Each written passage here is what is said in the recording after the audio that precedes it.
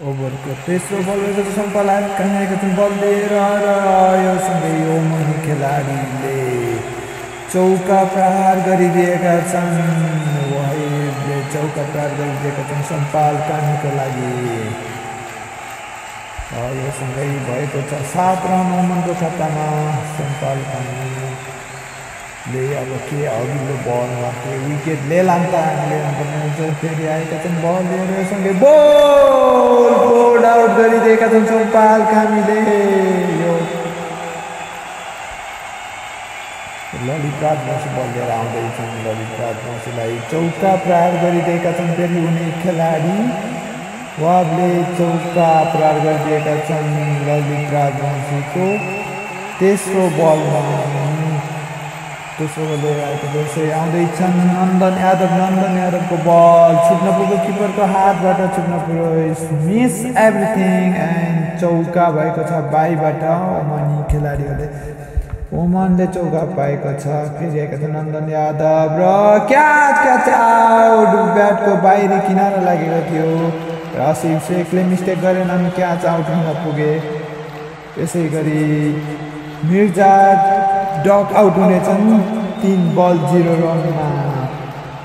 फेरि यसै गरी नन्दन यादव दोस्रो बल लिएर आउँदैछन्।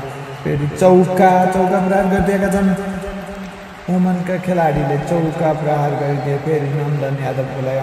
नन्दन यादव लुकिङ डिसपोइन्टेड फेरि पनि आउँदैछन् यहाँ। नेपाली खेलाडी बल लिएर लामिछानेको ओभर 20को लागि र बल हाउमा गइरहेको छ। बल के हुन्छ हेर गाउन्ड विकेट गइरहेको छ। ओमनको विकेट 20 प्रहार गर्न चाहन्थे सन्दीप लैजाने बाहिर विकेट गएको छ। फेरि दोस्रो बल विकेट। सन्दीप लैजाने आज 2 विकेट लिएका छन्। दोस्रो ओभरको चौथो बलमा विकेट लिएका छन्। त्यसै गरी कुशल मल्ल बल हाउमा गइरहेको छ। यो पनि विकेट। मलाई लाग्छ यो विकेट गइरहेको छ। ओमन 5 विकेट डाउन छ। फेरि दिपेन्द्र सिंहले सेल्फी आउट अहिले आउट बनाइदिएका छन् ओमन प्लेयरहरू धराशायमा। त्यसै गरी फेरि दिपेन्द्र सिंह फेरि दोस्रो बल लिएर आएका छन् र बल हाउमा छ र चौका प्रहार भएको छ। मेहमुदबाट चौका प्रहार गरिदिएका छन् र दिपेन्द्र सिंह अहिले 4 ओभरमा 9 रन 1 विकेटको क्षतिमा। र दिपेन्द्र सिंहहरू फेरि तेस्रो ओभरको दोस्रो बल लिएर आउँदैछन् र बोल्ड आउट गरेका छन् दिपेन्द्र सिंहहरूले। नन्दन यादवको बलमा चौका प्रहार गरिदिएका छन्। अली शाहले चौका प्रहार गरिदिएका छन् नन्दन यादवको लागि। र ओभर सम्पल कामी दोस्रो ओभरको पहिलो बल दिए 0 रन। दोस्रो बलमा चौका प्रहार गरिदिएका छन्। अली शाहले फेरि चौका प्रहार गरिदिएका छन् र सम्पल कामी पहिलो वाइड पछि फेरि आउँदैछन् सम्पल कामी र यो बल प्रहार भएको छ। बल हावामा छ र छक्का भएको छ यो बल। सम्पल कामी फेरि पनि छक्का प्रहार गर्न चाहन्थे र यो बलमा विकेट खसेको छ। र उहाँ is not easy to boundary every time for Sompal Kami. फेरि दोस्रो बल लिएर आउँदैछन्। यो अन्तिम बल हो र यो बल हाउमा र छक्का हुनेछ। ओमनी खेलाडीले 19.5 ओभरको 20 ओभरको अन्तिम बलमा छक्का प्रहार गरिदिएका छन्। र फेरि शाह बल लिएर आउँदैछन् र आसिफ शेखले मिठो ड्राइभ गर्न पुगेर यहाँ जानेछ चौका। त्यसै गरी फेरि दोस्रो बल लिएर आउँदैछन्। कुशल बुर्तेलले मारिदिएका छन् चौका। लेग साइडमा फालेका थिए। लेग साइडबाट बल किपरलाई पनि मिससँग चौका जानेछ। फेरि शाहने आउनेछन् बल लिएर। असिफ शेखले मारिदिएका छन् चौका र यो बल जानेछ चौका लेग साइडतर्फ। लेग साइडबाट फेरि बल लिएर आउँदैछन्। कुशल बुर्तेललाई ब्याटको टुप्पोमा लागेको थियो र उनी आउट हुन पुगे। कुशल बुर्तेल खराब फर्ममा छन्। नेपालको 50 रनको पारी पुगेको छ र फेरि आउँदैछन् बल लिएर। असिफ शेखले मारिदिएका छन् बल हावामा छ। यो हेरौँ त बल कहाँ जाला। छक्का मारिदिएका छन् असिफ शेखले।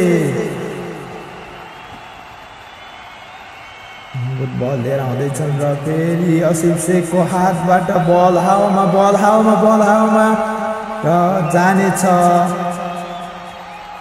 रेफ्रीको इसारा छक्का गएको जस्तो लागेको छ मलाई। यो बल छक्का जानेछ। फेरि अली शाह बल लिएर आउँदैछन्।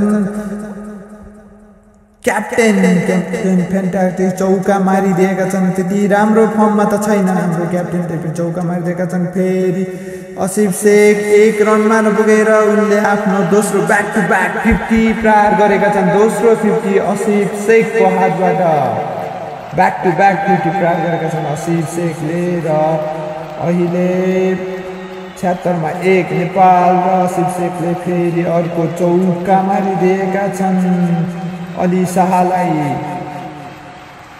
11 ओभरको समाप्ति भएको छ र असिफ शेख पुगेको छन् 50 रनको पारीमा ब्याक टु ब्याक 50 माफ गर्नुको लागि 50 नभएको रहेछ। अहिले बल्ल 50 भएको छ असिफ शेखको अघि। असिफ शेख 50 जस्ट 36 बलमा 50 मारेका छन्। बहुत राम्रो खेल खेलेका छन् असिफ शेखले। रनहाउमा दिइआएका छन् बल लिएर। त्यसैसँगै रोहित पौडेललाई असिफ शेख हुनेछन्। असिफ शेखले चौका मारिदिएका छन्। फेरि त्यहाँ मिस्टेक देखाएको छ असिफ शेख 50 मा 63। फेरि असिफ शेख आउट हुन पुगे। फुल टस बल थियो तर उनले राम्रो मिसचर्ज गरे। राम्रोसँग मार्न सकेनन्। फेरि रोहित पौडेल कलिम आएका छन् लिएर र त्यसरी सँगै रोहित पौडेल फेरि चौका मारिदिएका छन्। रोहित पौडेल पुग्नेछन् 31 बलमा 25 रन बनाउनेछन् रोहित पौडेलले र नेपालको खातामा 105 रन 2 विकेटको क्षतिमा। ओभर रहेको छ 15.5 यसै गरी रोहित पौडेल स्विप मार्न चाहन्थे बल हावामा र आउट भएका छन्। कुशल मल्ल हेरेर डिसपोइन्टेड गरे। यो बल के भयो भनेर यसै आउँदैछन् सन्दीप जोरा र कुशल मल्ल। यहाँ के भयो के भइरहेको छ यहाँ केही ब्याकवर्ड गरेर हेरौँ यसलाई।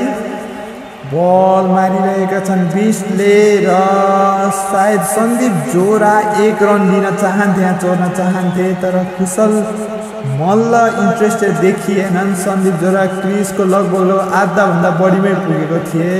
ब्लाइन्डली रन नपुगेर यहाँ हुन पुगे रन आउट र आदिल आलम आएका छन् ब्याट लिएर र बिस्टले ओभरको 5औं बल कुशल मल्लले बल हावामा र छक्का प्रहार गरिरहेका छन्। यसैसँगै 17औं ओभरमा नेपालले ओमनलाई 6 विकेटको जितमा पराजित गरेको छ। खेल यो सँगै नेपाल